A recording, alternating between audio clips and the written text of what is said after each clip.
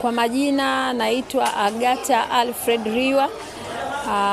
Jina la kibiashara hapa najulikana kama Mama Kambarage. Kwa hiyo ukifika hapa Machinga Complex ulizia Mama Kambarage kwenye eneo la wauzaji na watengenezaji wa batiki utanipata. Niko hapa. Karibu sana. Wewe ni nani katika nafasi ya uongozi? Katika nafasi ya uongozi hapa kwenye eneo la batiki, mimi ni mwenyekiti wa kundi la Shime Sanaa Group, ambao ndi waanzilishi wa kutengeneza batiki pamoja na kuuza batiki hapa Tanzania. Hali ya biashara sasa hivi ikoje kwa wateja katika soko letu? Katika soko letu kwa sasa hali ya biashara ni nzuri, sio mbaya. Tunaweza kusema ni nzuri sana, kwa sababu kwa kipindi hiki chote tumekuwa tukifanya biashara zetu kwa utulivu mkubwa sana, na biashara zetu tumeendelea tukizifanya tukizalisha batiki na kuuza batiki kwa kiwango kile ambacho Mungu ametuwezesha kukizalisha. Hali ya usalama katika soko letu ikoje?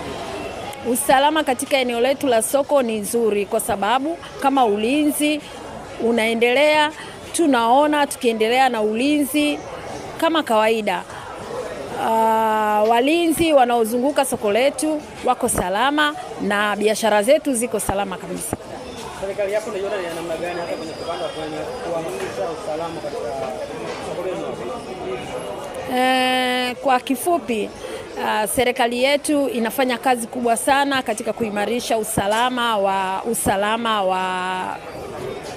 wa Mtanzania pamoja na bidhaa pamoja na mali zake, kwa sababu kwa kipindi chote hiki sisi tumekuwa salama kabisa. Kuna utulivu mkubwa kabisa.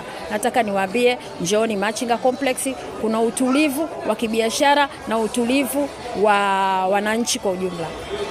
Neno gani labda la mwisho kwa wananchi wanaokutazama sasa?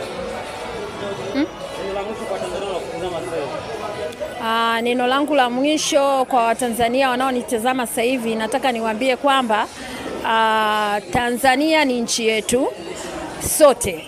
Tanzania inajengwa na Mtanzania mwenyewe, na mimi na wewe Mtanzania mwenzangu ndio tutakaoimarisha usalama wa nchi yetu.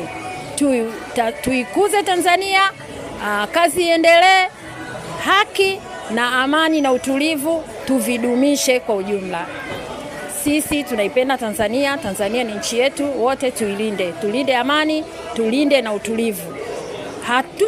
Hatutegemei kupata mgeni kutoka nje aje alinde Tanzania. Ni mimi na wewe. Nataka nikwambie, ni mimi na wewe Mtanzania, tutailinda Tanzania yetu.